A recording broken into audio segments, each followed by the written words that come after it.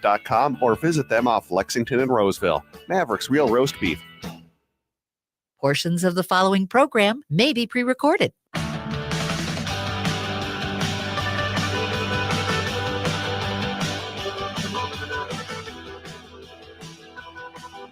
Broadcasting from the studios of AM 950 KTNF, the progressive voice of Minnesota, and airing on WCPTA 20, Chicago's Progressive Talk. Welcome to The Gailey Show, the only daily LGBTQ radio news and talk show in the United States. I'm your host, John Parker. My executive producer, Jim Pounds, is flying right now. He is on his way to Michigan for a couple of performances of the Remember Project, which is theater that he participates in to help people, educate people around Alzheimer's and dementia-related issues and how to help diagnose and support people in your life that are going through that. So hopefully his flight goes well. It better go well. I know he's missing some big news today, and he's bummed about that. So in the second half hour of the show, Jake Wittich, managing editor of Windy City Times, is back with some new reporting on an alderperson in Chicago who is suing an ICE agent. He's gonna have more about that. He was on the ground at the Chicago No Kings protest, so we're gonna get an update from him regarding that. And then he's also going to share with us about Miss Majors, who recently passed away, and her impact on Chicago. Up first, however, the Minnesota Supreme Court has ruled in favor of trans athletes. Earlier today, the court released their unanimous decision in Cooper versus USA Powerlifting. The court ruled that the Minnesota Human Rights Act bans discrimination against trans athletes and that they have the right to compete. The case was argued by Gender Justice with co-counsel from Nichols Castor PLLP, Schlesinger PLLC, and Primo Frank.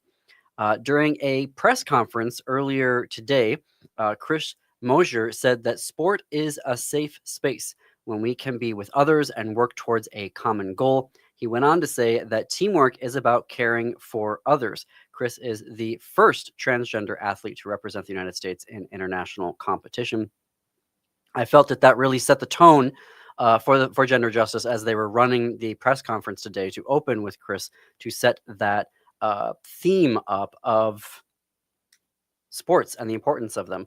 They also noted in the press conference that last year, if I have the fact right, 80% of Americans participated in some form of sport one way or another, which is a huge statistic that lets us know how much sports is ingrained into American culture. In terms of sports affected by this ruling, it covers not only competitive school sports, but to adult recreational sports. But it was much more broad than that. More in a minute. Immediately when I hear about court cases, and I don't know if you're the same way, we immediately go to the Supreme Court and how it is very anti-trans. And I say that meaning it doesn't matter what the case is. It always seems to be that they are ruling against trans people, and that to me would suggest a bias. There are a couple of cases currently related to trans athletes in front of the Supreme Court this term. But according to Jess Braverman, legal director at Gender Justice, no matter how the Supreme Court rules in those cases, that would have no effect on what the Minnesota Public Accommodation Law is and how the Supreme Court ruled on it today.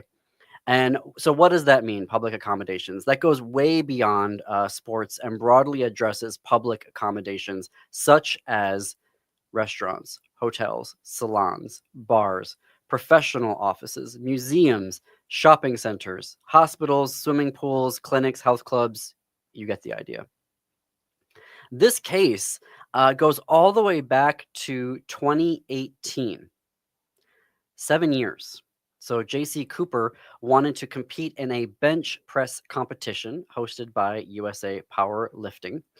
She applied and included letters from 2 healthcare providers, the medical reasons for the current medications that she was taking, and a therapeutic use exemption. Jess Braverman said in today's press conference that the medications J.C. Cooper was using were used by both transgender and cisgender folks, and that they are approved all the time under the therapeutic use exemption. At the time of her application, USA Powerlifting had no policies related to trans athletes, but they were members of the International Powerlifting Federation, and that organization, the federation, uses, for the most part, what the International Olympic Committee guidelines are. JC, at the time of her application, met all of the IOC's requirements. But USA Powerlifting denied Cooper's application, and then they created a policy saying that no trans athletes can compete in any of their sporting competitions. So in 2019, Gender Justice, along with co-counsel at Nichols Castor, filed a charge of discrimination with the Minnesota Department of Human Rights.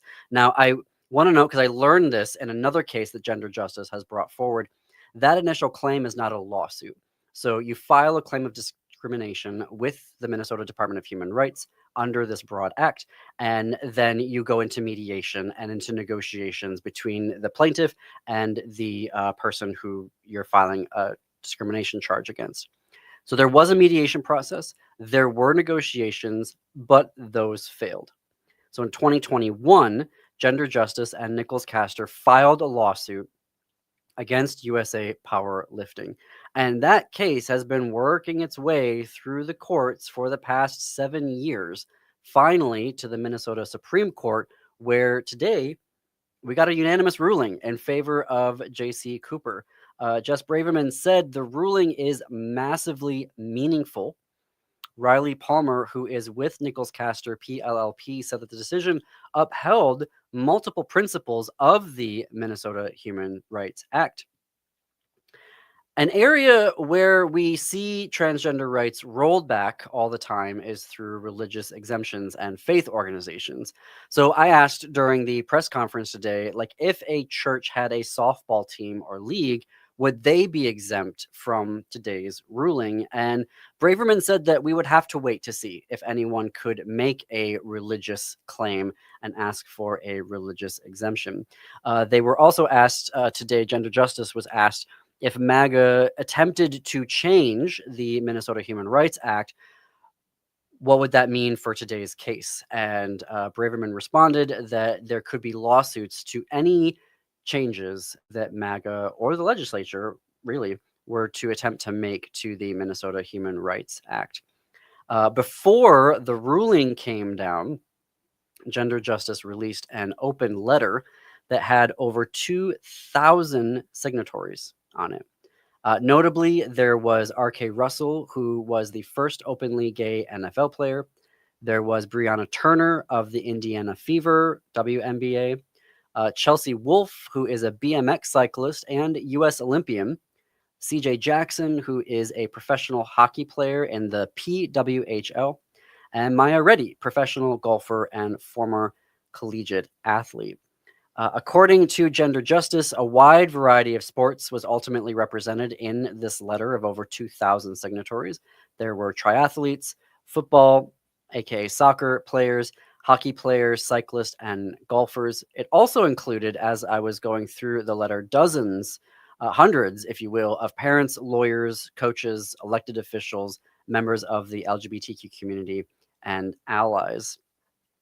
As a media organization hosting a radio program, I am always very curious about the headlines surrounding the news. And there were some interesting headlines today that were technically factual, but I feel like were kind of misrepresentative. I don't know how to really characterize that, because the headline, I'm always very sensitive about headlines. Because in today's short attention span world, a lot of the time we're just looking at the headline and then moving on.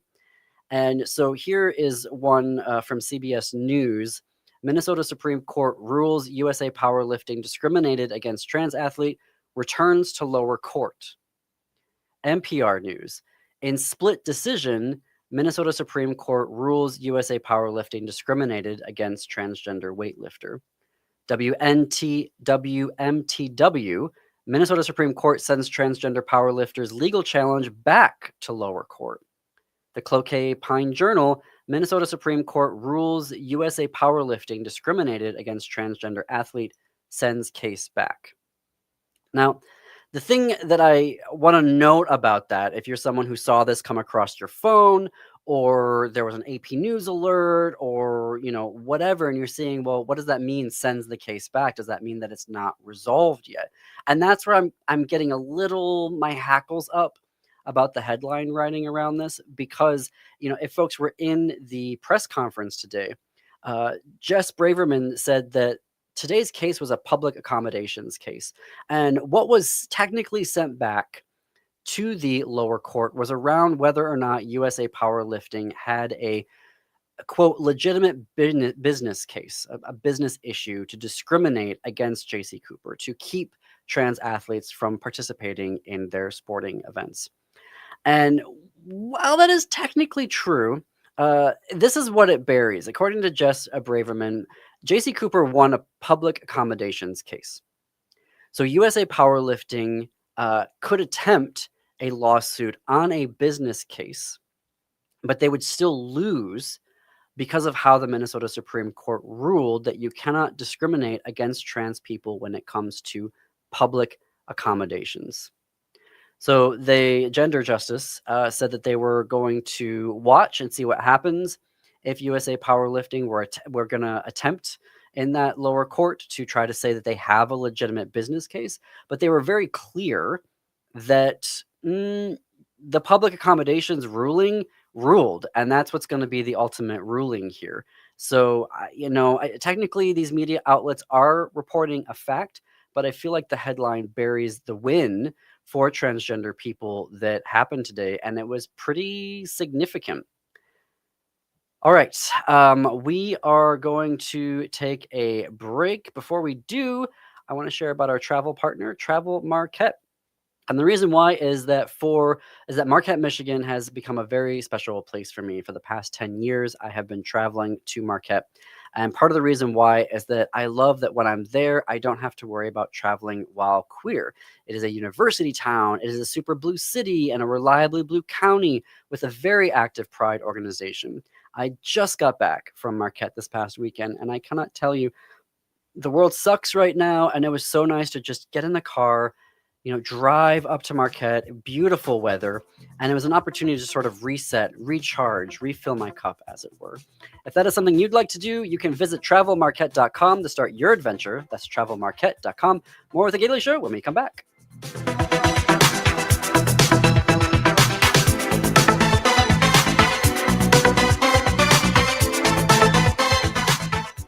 Hey friends, this is John Parker from The Gailey Show. When I travel, I want to go somewhere where I can unwind, get back to nature, like with waterfalls and hiking, enjoy some classic downtown shopping with good restaurants, and also just be myself as a queer person without worries.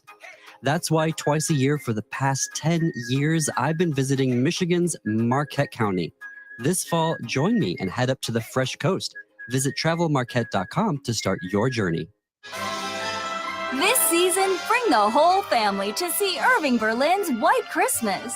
This smash hit musical based on the classic film returns by popular demand to delight you at Chanhassen dinner theaters. With loads of laughter and a stunning showcase of Irving Berlin songs, White Christmas is a celebration of the romance, friendship, and magic of the holidays. Make your plans today to see White Christmas. Visit chanhassendt.com.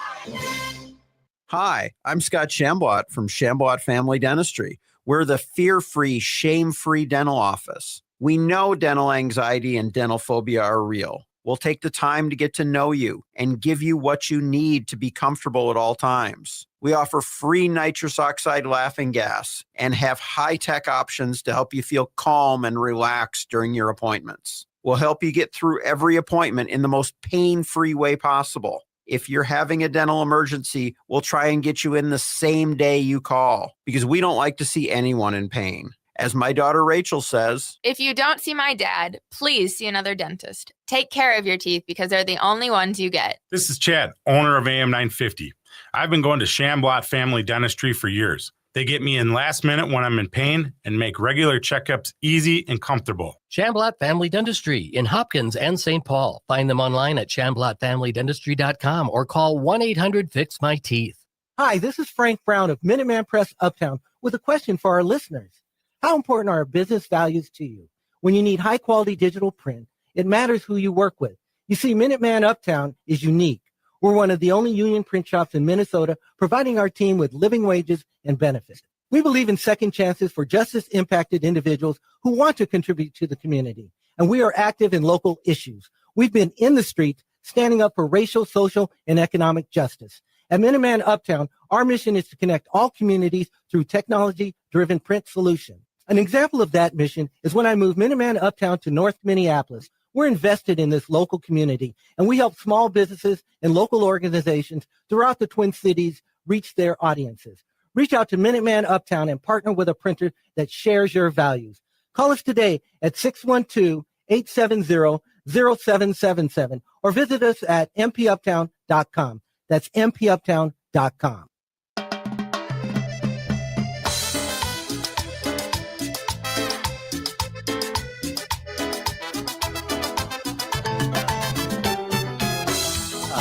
Welcome back to the Gailey Show. I am John Parker. We're coming up on the bottom of the hour. Brett is in the control room and playing the exact music of what I'm feeling like today after that Supreme Court decision. I just want to dance right now. No, I'm with you too. Yeah, and I'm glad you had a context to that ruling too, because I'd only seen the headline. As you said, it's deceiving sometimes on what it actually means. Isn't it? I mean, yes, I appreciate the journalistic you're reporting the fact, but you're burying what that actually means anyway. Okay, so I want to actually bring up another court case that happened earlier this week. A federal judge is planning to file an injunction on 16 states and the District of Columbia to block the MAGA Trump administration from forcing those states to remove all references to trans and gender diverse identities from sex health education plans. So it's U.S. District Judge Ann Aiken, who actually of note here, and I'm reading in LGBTQ Nation, their analysis of the ruling is that the Judge Aiken used the language of segregation and, crucially, Brown versus Board of Education to highlight that the administration's efforts are attempting to create a separate but equal policy. And that is what the Brown versus Board of Education shut down when that was ruled by the Supreme Court way back decades ago. So the MAGA Trump administration was threatening to withhold federal funding from public schools if they didn't change their programs and curriculum to align with his propaganda, gender ideology, executive order that is factually wrong, scientifically wrong, morally wrong, all the wrongs. And many school districts actually were ignoring these requests to comply with the executive order. And, you know, I'm thinking about here some universities, and we're going to talk about universities in a second as well, how they're reacting to another Trump administration proposal. That some of these universities who have caved to the Trump administration literally cannot say that there are the reality of gender on their campus, except for in classrooms where apparently there's just a tiny sliver of academic freedom left where you can actually get the truth in a classroom. But the minute you leave that classroom, you are now surrounded by MAGA Trump's ideology. And again, scientifically wrong, factually wrong, morally wrong, executive order. So I think that's very interesting to see what happens here with this injunction. Of course, as we've been continuing to report here on The Gailey Show, I fully expect that the Trump administration will run this up to the Supreme Court as fast as they can to try to get a ruling in their favor, which they almost always do. I think 3/4 to 75 to 80% of the time on the shadow docket, they are getting a favorable ruling. And why that continues to annoy me, and why I feel that is the number one reason why moderates and centrists and conservatives need to get on board with packing this court with actual real justices who are going to do their job, is that the majority of the court, the conservatives, the MAGA judges, are making rulings through this shadow docket, and they're just giving one sentence rulings saying, yeah, go ahead. They're not having any oral arguments. They're not having any, any data put in front of them. They're just saying, yeah, go ahead and do this, but it's one sentence. How do you interpret one sentence if you're a district court, if you're a federal court that's underneath the Supreme Court? So they're giving constitutional law and saying this is legal, but we're not going to tell you why it's legal. And they keep using the shadow docket over and over and over and over again. And it is really a problem if you are going to be the Supreme Court, be the entity, the be-all, end-all entity of this is what is and isn't constitutional, but we're just going to rule in that in one sentence or two sentence rulings, documents, and then you all have to figure out why we said what we said. That's wrong. That's not how it's supposed to be happening. And they're going to continue doing this. Clearly, they're not stopping it. So the only way to fix that, because we can't impeach them unless they commit a crime and murder somebody, the only way to fix this, the only way to get the Supreme Court to work like the Supreme Court is supposed to be, is to add additional justices to that. And that is not an ideological thing. That's not saying, oh, I don't like the rulings, like people are accusing me on YouTube. Oh, you don't like the way that it worked out, so, you're just, a sore loser. No, the Supreme Court is supposed to function by people bring cases to it. They argue the cases. There is evidence, and then there is a ruling, and there is a justification for the ruling. That is how the Supreme Court is supposed to work. And you can sit there and say, well, this shadow docket, this is supposed to be fast. They shouldn't have to write these big, long opinions. Justice Ketanji Brown Jackson is finding the time to write rulings, dissenting against the 1-2 sentences the majority is putting out there. And she's not writing 3 or 4 pages. She's writing 30 to 40 pages. So I don't want to hear that you don't have time to think through this. She is doing the work. The MAGA justices are not doing the work. And we need a Supreme Court who is working, which is why we need to add more justices to the Supreme Court. Another story I want to bring up here. So the MAGA Trump administration is trying to take a different tact besides just, pulling federal funding and saying, you will do what I say, or I'm not going to give you federal funding. They tried a different tactic, which is to bribe colleges into ending trans resources, trans rights, trans recognition. And interestingly, the majority of them thus far have said, nah, we're good. It's a thing that they were calling the Compact for Academic Excellence in Higher Education, which many people are calling an extortion scheme. It was pitched to 9 colleges and universities in a letter to them that the MAGA Trump administration sent earlier this month. And it was 10 points in there, 10 things that you had to do. You had to comply with the gender ideology, executive orders. And then you had to do a variety of things about how you were dealing with enrollment. You had to get rid of, you had to mandate that you use the ACT or the SAT for your admissions policies.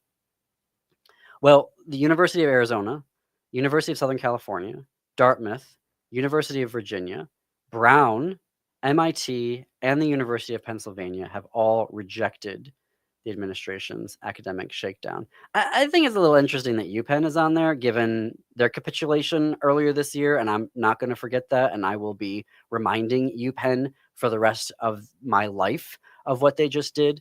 But we'll get into that in another segment, another story. So, because that is a story for an episode in and of itself. We're going to take a break here. When we come back, we're going to have Jake Wittich, managing editor of Windy City Times, with new reporting on a lawsuit filed by an alderperson in Chicago against an ICE agent. No Kings protest updates. He was there on the ground. And then Miss Majors. Stay tuned. You're listening to The Gaily Show.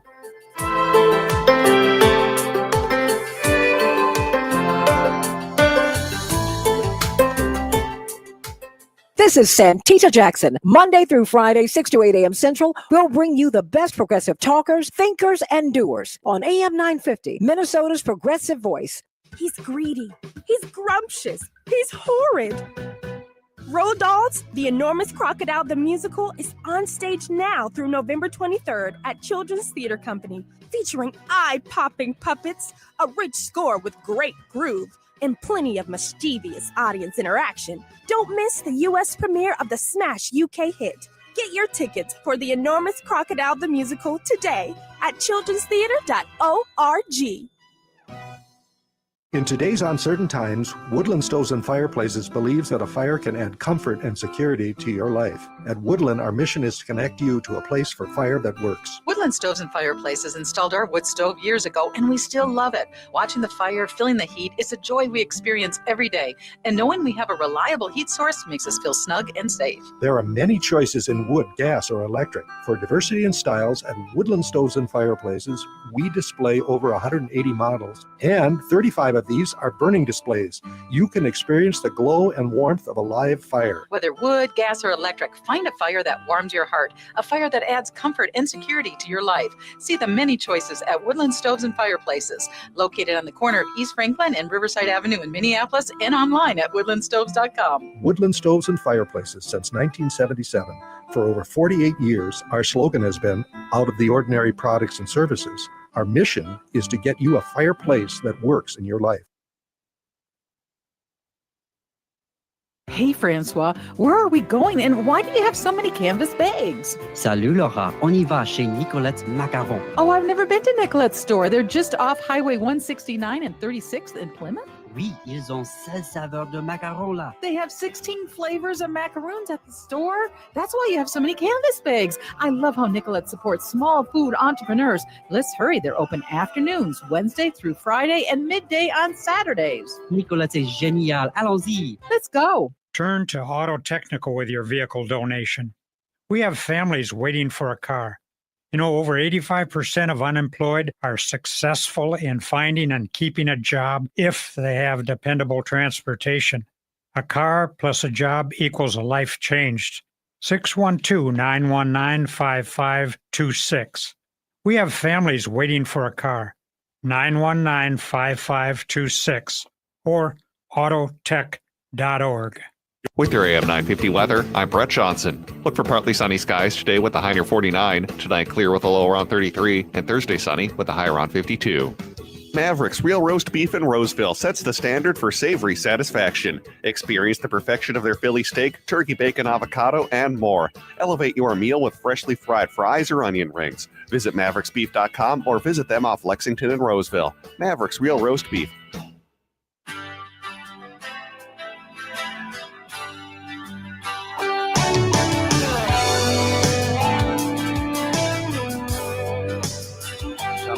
From the studios of AM 950 KTNF, the progressive voice of Minnesota, and airing on WCPTA 20, Chicago's Progressive Talk. Welcome back to the Gaily Show. I am John Parker. We are 33 minutes after the hour.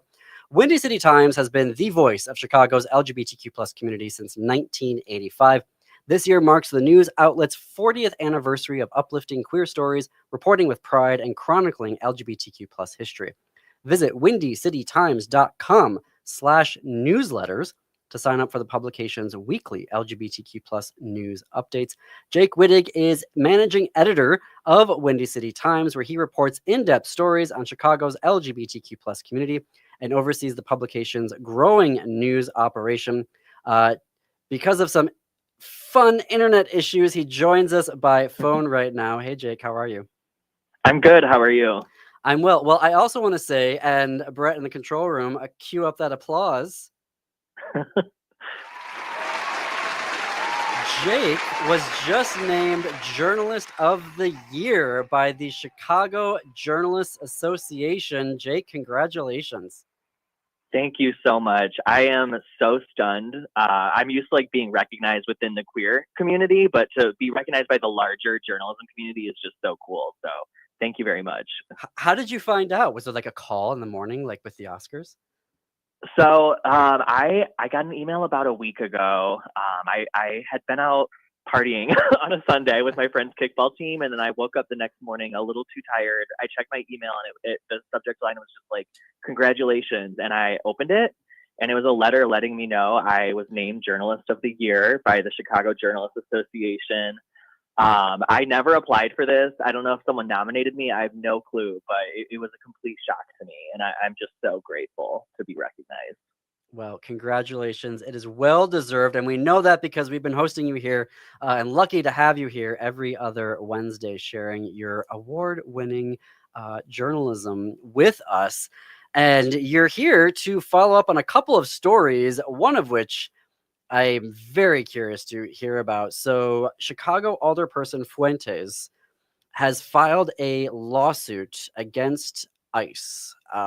Let's start with what was the incident that led to this lawsuit? Yeah, exactly. And I misspoke in my email to you. I want to emphasize it's not a formal lawsuit yet. What she filed is a claim that could be a precursor to a lawsuit. So she's taking legal action over this incident that basically happened, I think it was October 3rd, so earlier this month at Humboldt Park Health. Alderperson Jessie Fuentes, she responded to the hospital because she heard that a man was injured during an encounter with ICE. As I've been talking about on the show before, immigration enforcement officials or ICE are doing a big operation here in Chicago right now. And there was a man that they basically had detained. He broke his leg during the encounter, and the alderperson heard he was being held at the hospital without lawyers. So she responded to the hospital to support this man, and there were 2 federal agents in the hospital room with him. And she was like, why are you arresting him? What's he under arrest for? You know, he has constitutional rights. Where's your warrant? And they were telling her, you're not allowed to be here. And she was like, no, like I'm in a public place. I was invited by the hospital. They told me people were concerned about what's happening here. So she held her ground, and the one of the federal agents who was not wearing a mask, which is rare for them, he very suddenly grabs her, turns her around, and starts putting her in handcuffs and tells her, we're going to arrest you because you're impeding our operation. So that is what happened. And yesterday she filed a federal claim over that incident. It's under the Federal Tort Claims Act, which basically allows people to seek damages if they've been harmed by a wrongful act committed by a federal employee while they're doing their job. So that's what Alderperson Jessie Fuentes is saying happened. And it's all about holding people in power accountable right now, is what she says. And for folks who are like, alderperson, what is that? So if you don't have an alderperson in your city, that's basically the city council members. Yeah. So this is like one of the highest officials in the entire city of Chicago. Exactly. Chicago is split up into 50 different wards. So they're kind of like neighborhoods is what I would explain them as, but we have separate neighborhoods as well. And each alderperson is basically like a mini mayor of their ward. So they weigh in on everything from zoning and development changes to citywide bills that they get to vote on in city council. Okay, so what do we know? What are actually something I wanted. Is it fair of me to characterize what ICE is doing this way? That they have a very broad definition of what impeding their work is, and then they're just able to just do whatever they want because it's so broad and vague? It does sound like that. They're trying to claim that even people, people are very organized in Chicago about protecting their neighbors against being abducted from ICE or by ICE. And basically anyone, I've seen videos of people filming ICE's actions in neighborhoods, or there's instances where people, including alderpersons and state reps, are following ICE agents and blowing whistles in their cars to alert the community. This is an ICE agent right here. Like, be careful, you know? Mm-hmm. And in a lot of these encounters, it sounds like the ICE agents or the federal government is trying to argue that those actions to protect their neighbors are impeding with their federal investigation. So Mhm. So the things that we are able to do constitutionally, free speech regarding officers, we can't do with ICE. It's the more I've gotten into this story, both through your reporting and with others, about how ICE just seems to they do live in a completely different legal reality than They're everybody almost acting else. lawless. Yeah. Well, I mean, they have like their own judicial system. They have their own they don't have to do Miranda rights. They can cover their faces. It's just it's wild to me. But on the face coverings, do I have it correctly that Chicago ruled that they can no longer do that? Yeah, there was a judge who issued a temporary restraining order, basically saying that the agents cannot wear face coverings. They have to wear body cameras. Whether or not the judge is being listened to, I'm not sure. I've seen some videos where it looks like they're still covering their faces, and I don't know how true it is that they're wearing body cameras, or if they are they turned on? I saw one instance shared by a reporter where it seemed like the body cameras, although on their bodies, were not turned on. So there's a judge. There are judges that are trying to ruling that ICE has to act within certain boundaries, but it's to be seen whether they're going to listen. We are talking with Jake Wittich, managing editor of the Windy City Times, Journalist of the Year 2025 by the Chicago Journalists Association. He is joining us by phone. Jake, what happens next now in this? So Alderperson Fuentes has filed the claim. Where does it go from here? Yeah, it's going to be reviewed by, I think, a federal agency, and they're going to get back basically on whether or not she can pursue with a lawsuit on this claim. She's seeking $100,000 in damages. The sense I'm getting from just talking to her and reading other stories where she's interviewed is she's not really doing this for the money. It's more so for the statement of we have to hold people accountable. And yeah, that's it. These ICE agents violated her constitutional rights, the man in the hospital's constitutional rights, and she wants to make sure that they're held to account for that. Is this a case that could ultimately end up before the Supreme Court? I'm not sure about that. I'm not like an expert in this area, so I would have to ask someone else to weigh in there. Okay. All right. Well, I know that we will be staying tuned to your reporting on what happens next in this story. I appreciate that Alderperson Fuentes is trying to put some accountability here on ICE, because it just seems like they can do whatever they want. So I'll be curious to see how the case proceeds. Or the complaint. I mean, this has been going on in Chicago for like 2 months now, so it's just crazy. Well, and that's what I wanted to get to next, because Chicago had a No Kings rally this past weekend, one of over 2,500 that were in the United States. You were on the ground there. Tell us about what you saw. Yeah, it was a massive rally. The estimate is 250,000 people, which is way larger than the No Kings rally that happened earlier this year, I think in June. I think that one had about 75,000 people. So really huge turnout here. And the anger that Chicagoans are feeling at ICE and the federal agencies that are invading our city was really palpable. There were just so many signs saying melt ICE, or using expletives to denounce ICE's actions. And people are just very, very upset about ICE's actions here. And it showed in the turnout. What happened? So you had a massive turnout. I was curious to talk to you about the difference, because when we saw images from other cities, like here in the Twin Cities, it was there was I think a different vibe. There had to be a different vibe than what you all are dealing with in Chicago right now, because you are like ground zero currently. I mean, there was Los Angeles earlier this year. Right. Portland is like next here. Or am I blanking? Is that Seattle? But you all, for the past couple months here, have been ground zero for ICE actions, for the ire of the Trump administration. You have a huge turnout. Good signs, I'm assuming. What were people saying there on the ground? Yeah, people were mad. The biggest thing I was hearing was just, we need ICE out of our city. But there's also a lot of solidarity among communities happening right now. I was there looking for any rainbow signs I could find as a clue, like that's a queer person I should be talking to. So there's a lot of queer people that are angry about all issues, from ICE to the attacks on the trans community, to defunding healthcare, and so many different things. So it's across the board. It was a giant rally, I should say that, a huge rally, and then it turned into a march on the streets. They marched to Trump Tower and then ICE's downtown offices in Chicago. So there was a lot, and the speakers ranged from our mayor and Governor J.B. Pritzker to Shannon Lynn Parker, who's the new CEO of Equality Illinois. Oh wow. Okay, so there was quite the lineup. Yeah, huge lineup. The governor was fired up. Some people were even saying it almost felt like a kickoff to a presidential campaign.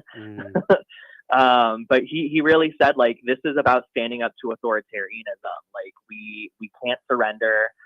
There's an existential threat to our democracy right now, and it's a moral imperative, is what he said, that people stand up and take action at the moment.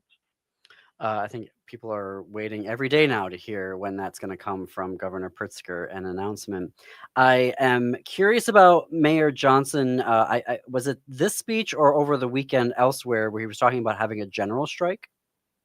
Yes. And, you know, there's a lot of debate on whether or not he really called for a general strike. If you read the transcript, it could be interpreted in multiple ways, but he was talking about how his ancestors, who were enslaved people in the United States, led a general strike. And he was just, I don't have the transcript in front of me, so I want to be careful with how I say this. There's so much debate online. But he was saying we need action right now. And if people can come together for a general strike back then, we can do it now. Whether or not he meant a general strike or just come together for collective action is to be debated. So. Okay. What happens now? I know that the organizing, you know, for a lot of cities, there was the protest, the march, however they were organizing it, and then they kind of go back to their day-to-day lives. In Chicago, you all don't have that luxury. What is now happening next in terms of resisting ICE and the Trump administration? Yeah, I mean, a lot more of these know your rights trainings, a lot more of how to join trainings on how to join a rapid response team. So if ICE is in your area, you know how to properly respond, how to protect your neighbors, how to film and document best practices there. So I see a lot more mobilization on that front. A lot of elected officials, from alder people all the way up to Congress people, are holding town halls about ICE in Chicago and doing these kinds of trainings so that people can get involved. We are talking with Jake Wittich, managing editor of Windy City Times and Chicago Journalists Association's Journalist of the Year. We've got more with Jake when we come back. You're listening to The Gailey Show on AM 950 KTNF and WCPT 820, Chicago's Progressive Talk.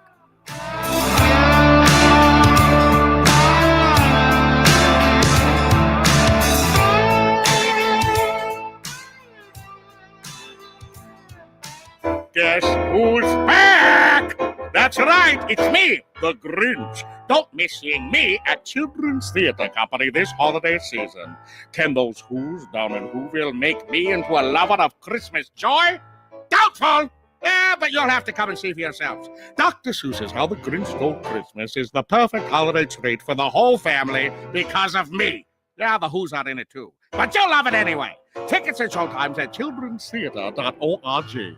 Hey, it's Patrick for Zero Res. October is here, so Halloween is right around the corner. And if you're thinking of having a horror movie marathon with friends, you better make sure your home doesn't look like something out of one of those movies. Don't ghost your carpet this fall. My cleaning heroes at Zero Res can help get all those spooky smells and creepy stains out of your home. Carpet, tile, rugs, upholstery, hardwood, any surface in your home can be Zero Resified. Right now, you can get your entire home Zero Resified from Minnesota's ultimate carpet cleaner with 3 rooms of carpet clean starting at just $129. But there's something even scarier than ghosts and goblins hiding in your home, and it's in your air ducts. This month, take 15% off your air duct and dryer vent cleaning service. Don't let a missed deal haunt you. Call 9520-RES or go to zeroresminnesota.com today and ask for the AM 950 special. Back order forward spells the same. Zero Res. Greg Bakken here. Like you, I love good, fresh, delicious food. So I want to tell you about this treasure in Roseville called Maverick's Real Roast Beef. Maverick's has the best roast beef sandwiches I've ever had. Made fresh every order. Add fries or onion rings dropped in the fryer when ordered, and you have a winning combination. Maverick's Real Roast Beef has a lot more than roast beef, so check out their website, mavericksbeef.com, or check out their restaurant on Lexington in Roseville. There really is no place like home. Hi, I'm Mary T. of Mary T. Home Health. When you're faced with an illness or an injury, being able to stay at home and receive care is important.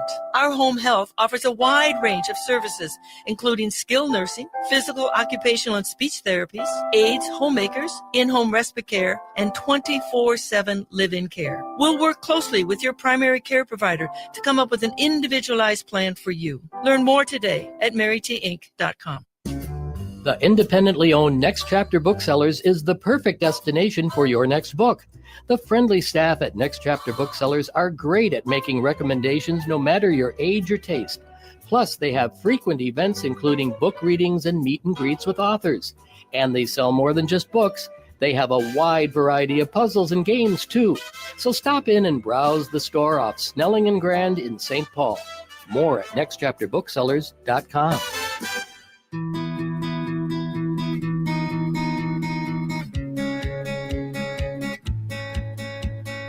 Welcome back to the Gailey Show. I'm John Parker. We are coming up on the top of the hour. If you missed it and want to catch it, the Minnesota Supreme Court ruled today in a unanimous ruling for trans athletes that it can't be discriminated against, and a huge public accommodations ruling. You can check out that story on our YouTube channel, youtube.com/@thegailey-show, or everywhere you get your podcasts when we get done here after our live broadcast. But I want to mention as well, we're really building out our YouTube channel right now, where we've got dozens of author interviews, and we've got special clips and shorts for you. And so you can catch up with all of the news from The Gailey Show there on YouTube.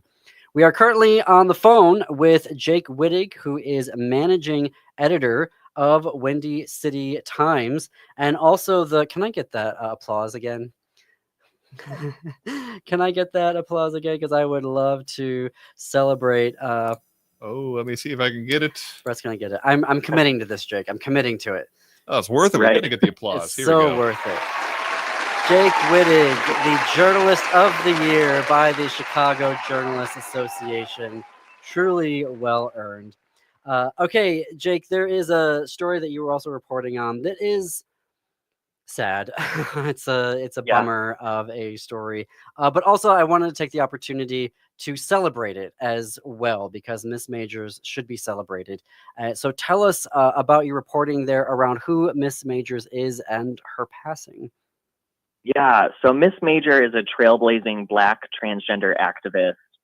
She was at the Stonewall riots, actually, and she's done a lot throughout her lifetime to really support not just trans people, but people of color, people who are experiencing incarceration, just so many different marginalized groups. And unfortunately, she did pass away a couple weeks ago on October 13th at 78 years old.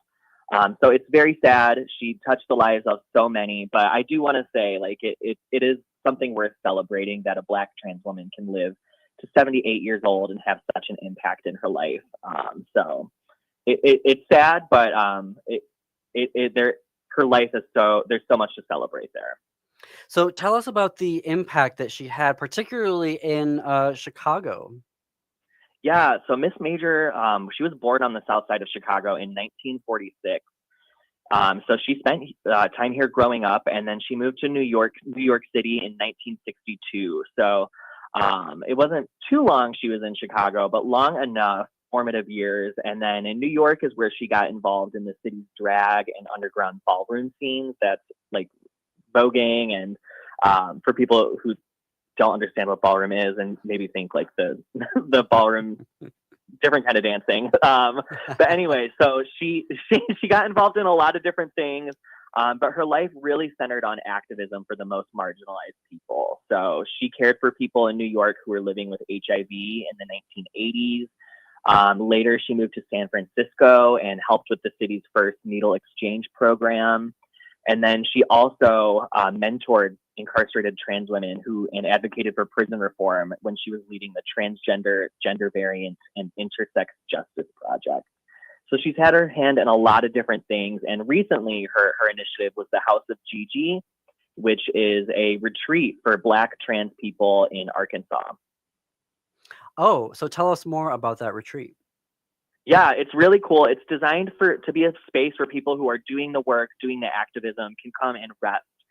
Because Miss Major really believed that resting and taking care of yourself is just as important for the movement as the on the ground fighting. We need to rest so that we have the energy to return to the fight. So that was the House of Gigi, and I actually spoke with Carter Cavazos. He spent some time he spent a week at the House of Gigi in September. So just a few weeks before Miss Major's passing. And Carter works for E3 Radio, which is a queer-owned radio station here in Chicago. Mm-hmm. So he had a very special bond with Miss Major and got to give me a little bit of an inside look at what it was like at that retreat. What did he share with you? Yeah, he said it was just amazing. They were really catered to. The fridge, like they filled out a form ahead of time. What snacks do you like? What drinks do you like? The fridge was full. There was a pool, so much kinds of stuff. And he said Miss Major was really strict about making sure they unplugged. If she saw them on their phone, she'd be like, get off the phone and get in the pool. Get off your phone and go grab a drink. And there's signs all throughout the retreat. It's a home in Arkansas that are reminders of Miss Major, of her. She has her catchphrases like Talifi, which is tell it like it. Expletive is. So there's that. And then there's signs throughout the house that were installed before her death that said, Miss Major, I'm still here, that were meant to be a testament to her longevity. But now that she's passed, they take on a new meaning. And that although she's no longer here physically, she is still here through the many people she inspired and the lives that she's touched. Mm-hmm. If folks want to, is it an application process to go to House of Gigi? You know, I'm not too sure. I know she invited the E3 radio team herself. They had met her at the Creating Change conference and had been interviewing her every year at that conference. And she just really took a liking to the E3 team because how could you not? They're amazing people. So they were invited there. And I'm not sure what the future of House of Gigi is. But I'm sure it's going to continue. But yeah, I'm not too sure those details. Well, thank you very much, Jake, for joining us today. And we had to get around some internet issues. So thank you for joining us by phone. Yeah, thank you for having me. And you can visit windycitytimes.com/newsletters to sign up for Windy City Times' weekly LGBTQ news updates. Jake manages all of those for you. Head to windycitytimes.com/newsletters. You can also follow Jake on Blue Sky. Just search for Jake Wittich, Wittich. And that is going to do it for us today. Thanks everyone for listening and or watching. Be sure to tune in to youtube.com/@thegailyshow. We've got all sorts of interviews and archives of our live episodes, breaking news through our shorts. Up next on WCPT 820 is Choose Views with Richard Chu. On AM 950 Radio, it is the Matt McNeil Show. Stay tuned after that for Native Roots Radio, the only Native American radio show in the United States on a daily basis. And then at 10 p.m. Central, step into the unknown with Greg Bakken on Ghost Box Radio. And until this time tomorrow, keep it queer, America.